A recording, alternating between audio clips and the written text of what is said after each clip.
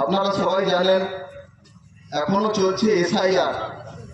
আমরা কি দেখলাম এসআইআর এ লক্ষ লক্ষ ভোটার যারা বাংলাদেশ থেকে এসেছে, অবৈধভাবে এসেছে, তারা তারা তারা এখানে অবৈধ ভোটার কার্ড, আধার কার্ড, এখান থেকে আমাদের যে খাদ্য সামগ্রী, সেগুলো আমাদের চাল ডাল, এগুলো আমাদের যে ইনকাম, সব কিছু তারা ভোগ করছে।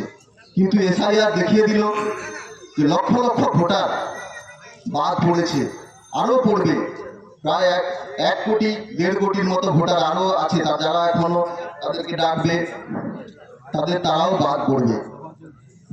এবং এরপরে দুর্নীতির কথা বলছি। পশ্চিমবঙ্গে আপনারা দেখছেন একটার পর একটা দুর্নীতি, চাকরি চুরি, প্রধানমন্ত্রী আবাস যোজনার ঘর চুরি, সঙ্গে আপনারা জানেন এই আপনাদের এই অঞ্চল 1 নম্বর অঞ্চলে যে ঢালাই রাস্তা, শুধু বোর্ড লাগিয়ে টাকা তুলে নিয়েছে এখানকার প্রধান।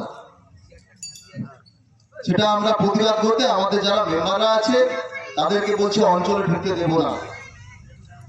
কোন রাজ্যে আমরা বাস করছি যেখানে অবৈধভাবে রাস্তার কাজ না করে তার টাকা তুলে নিচ্ছে? তাই আমি সাধারণ মানুষের কাছে আহ্বান করব, সামনে আমাদের লোকসভা বিধানসভার ভোট, আগামী আর 3-4 মাস পরে ভোট হবে, বিধানসভার ভোট, যাতে এই দুর্নীতির সরকারকে আমরা উপরে ফেলতে পারি, তার জন্য আমি এই এলাকার মানুষজনকে আহ্বান করব।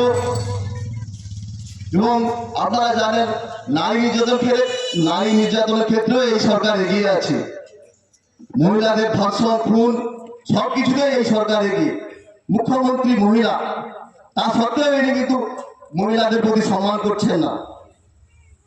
তাই আপনারা আগামী 2026-এ আমাদের ভারতীয় জনতা পার্টির যেই প্রার্থী হোক না কেন, আমরা পদ্ম ফুল চিহ্নে ভোট দিয়ে ভারতীয় জনতা পার্টির প্রার্থীকে আমরা জয়যুক্ত করব, এই আশা, এই আহ্বান আপনাদের কাছে রাখছি। আমরা ক্ষমতায় এলে আমরা মানুষকে সুষ্ঠু পরিষেবা দেব। সেই সঙ্গে আপনারা এখানকার যে জল নিকাশি ব্যবস্থা আছে, এই অঞ্চলে বর্ষা হলে মানুষ বাড়ি থেকে বেরোতে পারে না, বড় সমস্যা এখানে জল নিকাশি।